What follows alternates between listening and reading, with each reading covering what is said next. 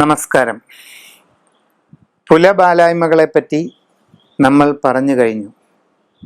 ഇനി മരണാനന്തര കർമ്മങ്ങളുടെ പൂർണ്ണത എപ്രകാരം എന്നുള്ളതാണ് നമ്മുടെ അടുത്ത ചർച്ചാ വിഷയം. കേരളത്തിൽ അങ്ങോളം ഇങ്ങോളം വ്യത്യസ്ത ദേശങ്ങളിൽ വ്യത്യസ്ത രീതിയിൽ മരണാനന്തര ചടങ്ങുകൾ നടക്കാറുണ്ട്. എത്ര ദിവസം കൊണ്ട് മരണാനന്തര ചടങ്ങുകൾ തീർക്കുന്നു എന്നുള്ളതും ഏത് രീതിയിൽ മരണാനന്തര ചടങ്ങുകൾ ചെയ്യുന്നു എന്നുള്ളതുമൊക്കെ പ്രാദേശിക സാമുദായിക വ്യതിരിക്തതകൾ ഒരുപാട് ഉൾക്കൊണ്ടാണ് ഇപ്പോൾ നടന്നുകൊണ്ടിരിക്കുന്നത്. പലയിടങ്ങളിലും പലർക്കും ഇത് വലിയ ഒരു ചിന്താക്കുഴപ്പത്തിന് കാരണമാകുന്നതുമുണ്ട്. അതുകൊണ്ടാണ് മരണാനന്തര കർമ്മങ്ങളുടെ സ്വഭാവത്തെപ്പറ്റി ഇവിടെ പറയുന്നത്. ആദ്യമായി ഒരു വ്യക്തി മരിക്കുമ്പോൾ ആ മരിക്കുന്ന ദിവസത്തെ നക്ഷത്രവും തിഥിയും ഒക്കെ ഏതെന്ന് നോക്കി അറിയുകയാണ് പ്രധാനം. മരണാനന്തര കർമ്മങ്ങൾ ചെയ്യുന്നതിന് മൃതി നക്ഷത്രം വളരെ പ്രാധാന്യമർഹിക്കുന്നുണ്ട്. അതിൽ ചില പ്രത്യേക നക്ഷത്രങ്ങൾക്ക് വളരെ വിശേഷപ്പെട്ട ചില രീതികൾ പറയുന്നതുമുണ്ട്. ഇപ്പോൾ ഉദാഹരണം, പിണ്ടനൂൽ നക്ഷത്രങ്ങൾ എന്നറിയപ്പെടുന്ന 9 നാളുകളുണ്ട്. കേട്ട രേവതി മുപ്പുരം, ഭരണി ആയില്യവും, ആർദ്രയോട് തഥാചോതി, പിണ്ടനൂലിവ 9. പിണ്ടനൂൽ നാളുകൾ 9 എണ്ണം ഏതൊക്കെയാണെന്നാണ് പറഞ്ഞത്. കേട്ട രേവതി മുപ്പുരം, അതായത് പൂരം, പൂരാടം, പൂരുരുട്ടാതി. ഭരണി ആയില്യവും, ആർദ്രയോട് തഥാ ചോതി. ആർദ്ര എന്ന് പറഞ്ഞാൽ തിരുവാതിര. അപ്പൊ തൃക്കേട്ട, രേവതി, പൂരം, പൂരാടം, പൂരുരുട്ടാതി, ഭരണി, ആയില്യം, തിരുവാതിര, ചോതി, ഈ 9 നാളുകളാണ് പിണ്ടനൂൽ നക്ഷത്രങ്ങൾ. ഈ പിണ്ടനൂൽ നാളുകളിൽ മൃത്യു വരികയാണെങ്കിൽ അത് കുടുംബത്തിന് ഒരു ദോഷലക്ഷണമായിട്ട് ജ്യോതിഷം കരുതിപ്പോരുന്നുണ്ട്. ജ്യോതിഷത്തിലെ നിമിത്ത ശാസ്ത്രത്തിലാണ് ഇത് വരുന്നത്.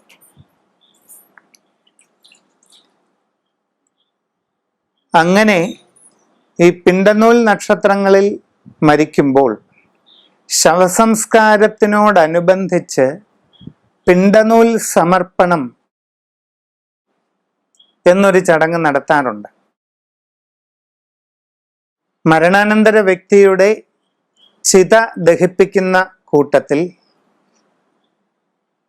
ദർഭ കൊണ്ട് വ്യക്തമായി ഒരു ആൾരൂപം ഉണ്ടാക്കി അതിൽ ഒരു പിണ്ടനൂൽ, ഒരു നീളമേറിയ നൂൽ ചുറ്റി ചിതയ്ക്ക് സമീപം മറ്റൊരു പീഠമുണ്ടാക്കി അവിടെ ഈ ആൾരൂപത്തെ സ്ഥാപിച്ച് ചില അനുഷ്ഠാന ചടങ്ങുകളുണ്ട്. അതിനെയാണ് പിണ്ടനൂൽ സമർപ്പണം എന്ന് പറയുന്നത്. ഇങ്ങനെ ചെയ്തു പോന്നാൽ ആ പിണ്ടനൂൽ നക്ഷത്രത്തിൽ മരിച്ചതിൻ്റെ ദോഷം ഇല്ലാതാകുമെന്നാണ് സങ്കല്പം. ഇത് കൂടാതെ വസുപഞ്ചകം എന്ന് മറ്റൊരു നക്ഷത്ര ദോഷവും പറയുന്നുണ്ട്. അത് അവസാനത്തെ 5 നക്ഷത്രങ്ങൾ, അവിട്ടം, ചതയം, പൂരുരുട്ടാതി, ഉത്രട്ടാതി, രേവതി, ഈ 5 നാളുകൾ പഞ്ചമിയുമായി ബന്ധപ്പെട്ട് വരുമ്പോഴാണ് വസുപഞ്ചക ദോഷം. അത് കുറച്ചുകൂടെ തീവ്രത കൂടിയ ഒരു നിമിത്തമായിട്ടാണ് കണക്കാക്കുന്നത്. അതിനും പഞ്ചശാന്തിക്രിയ എന്ന് പറഞ്ഞൊരു ചടങ്ങ് പൊതുവെ നടത്താറുണ്ട്. എന്തായാലും മരണ നക്ഷത്രം ചിന്തിച്ച് അതിനനുസരിച്ച് ശവസംസ്കാര ക്രിയ നടത്തുക. പിന്നീട് മരണം സംഭവിച്ച ദിവസം മുതൽ 5-ാമത്തെയോ 7-ാമത്തെയോ ദിവസം അസ്ഥി സഞ്ചയന ക്രിയ നടത്താവുന്നതാണ്. ചിതയിൽ നിന്നും അസ്ഥി സഞ്ചയിച്ച്, അതായത് ചേർത്തെടുത്ത് കുടത്തിലാക്കി സ്ഥാപിക്കുന്ന ചടങ്ങാണ് അസ്ഥിസഞ്ചയനം. ഇത് പിണ്ടകർത്താവിൻ്റെ ജന്മനക്ഷത്രമാകാൻ പാടില്ല. അതായത് മരിച്ചുപോയ ആളിനു വേണ്ടി പ്രധാനമായി കർമ്മം ചെയ്യുന്നയാളിൻ്റെ ജന്മനക്ഷത്രം വരരുത്. ചൊവ്വാഴ്ച, ശനിയാഴ്ച തുടങ്ങിയ ദിവസങ്ങൾ ഒഴിവാക്കി 5-ാം ദിവസമോ 7-ാം ദിവസമോ 9-ാം ദിവസമോ നമുക്ക് സഞ്ചയനമായി നടത്താം. അതുവരെയുള്ള കർമ്മങ്ങളുടെ ഒരു കൂട്ടുബലി തർപ്പണം വേണമെങ്കിൽ അന്ന് നടത്താം.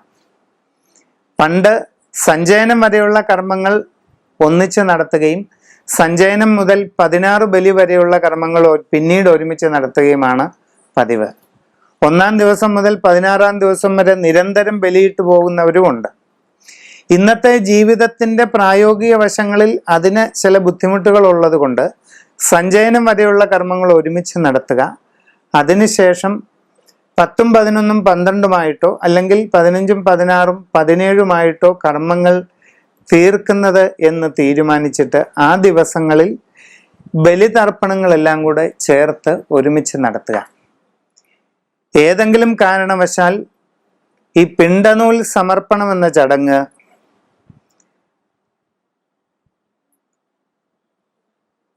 ശവസംസ്കാര ക്രിയയുടെ കൂടെ ചെയ്യാൻ പറ്റാതെ വന്നാൽ 17-ാം നാളിന് ശേഷം പിന്നീട് ശാന്തി കർമ്മമായി സത്യനാരായണ ബലി എന്ന് പറയുന്ന ചടങ്ങ് നടത്താവുന്നതാണ്. വസുപഞ്ചക നക്ഷത്രങ്ങളിലാണ് മരിക്കുന്നതെങ്കിൽ അതിനോടനുബന്ധിച്ച് ഉള്ള ശാന്തിക്രിയ ശവസംസ്കാര വേളയിൽ നടക്കുന്നില്ല എങ്കിൽ അതിന് പഞ്ചശാന്തി എന്ന് പറയുന്ന ഒരു ചടങ്ങുണ്ട്. വിഘ്നേശ്വര ബലി, സത്യനാരായണ ബലി, സഞ്ജീവനി പൂജ, സായുജ്യ പൂജ, നവഗ്രഹ ശാന്തി, ഈ 5 ചടങ്ങുകൾ ചേർത്ത് നടത്തുകയാണ് വസുപഞ്ചകത്തിന് പ്രതിവിധി. പിന്നെ മരണം സംഭവിക്കുന്ന ലഗ്നം, മരിക്കുന്നയാളിൻ്റെ ആ സമയത്തെ വയസ്സ്,